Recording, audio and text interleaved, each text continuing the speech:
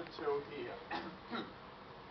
The Gator mine actually was a small mine that was open, and then in here the government had a mine at Buck Reef, which wasn't so far from Gator, and so it was just running, and then it really closed down.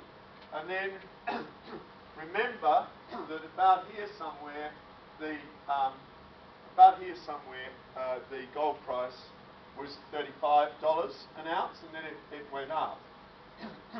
And the Tanzanian government then decided to change their legislation about mining leases, open it up, change the legislation.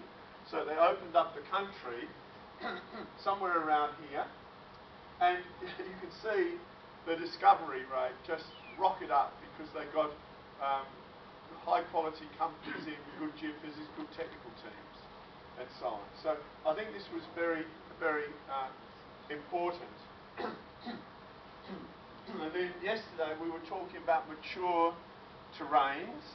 So this is Yilgarn, this is Western Australia. You see this curve, the green one. This is Abitibi, a little bit better deposits. That curve in there. There's Tanzania.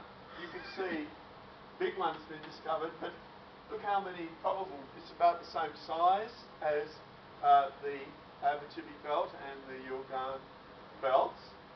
And then if we look at Sukari is what going to be about there. That's the size. Near 500.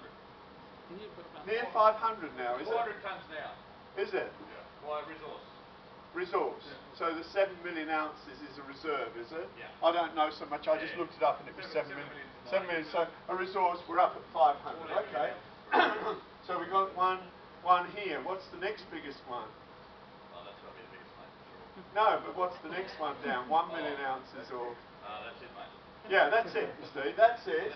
And then the next ones are down here. This tells us this is incredibly immature. Right? If you've got one that size, even if you haven't got one this size, you should have some this size or this size or this size or this size in the terrain, because every terrain has a distribution like that. So now you've discovered one that size, you know there have to be some more world-class deposits in the terrain. And as far as I can understand it, I know nothing about the legislator, I'm just a geologist really, but as I understand it, Egypt is really opening up out here somewhere. Okay? So the license structure here is such that it's probably 10 years, everything is happening about 10 years later than the Tanzanian government released it. So back here mining was nothing, and now it's probably their largest part of their GDP. So it's very important from a government point of view, and it employs lots and lots of people in exploration and in mining. So it's just an indication that when things open up here, given this sort of curve, given that we've got a resource like this, then we must have these deposits. When the company opens up, that's when you change legislation, make it more friendly perhaps, then this exploration curve will go and all these deposits will be found and the government will benefit from it. That's just my message from this, because I think this is a very important aspect of exploration. Every terrain I know of has curves like this. So you already, if you know, I didn't realise it was this high. I thought it was down here because I just saw the reserve figure on the website. So if you've already got something like that, then you must have these deposits. You may have one like this even that you haven't discovered.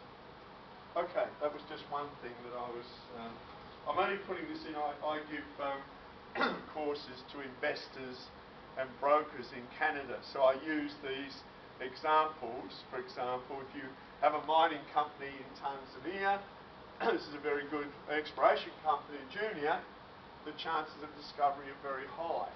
So if you made a graph like this for Egypt, it would be a very good way of attracting investment into Egypt, because you'd show that if we put Egypt here, we'd show that there's a lot of undiscovered resource. So I'll go back to my original this is my hobby, is to present courses to investors.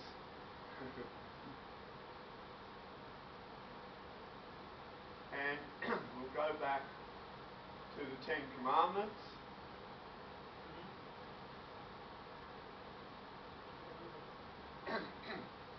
So, as I said yesterday, my hero for Egypt is Ramses II, because of all the magnificent temples he built and so on in his life. And so Moses was at about the same time, so I decided to call these the Ten Commandments. And what I'm doing here is that I've got to get my pointer out, I think. I forgot to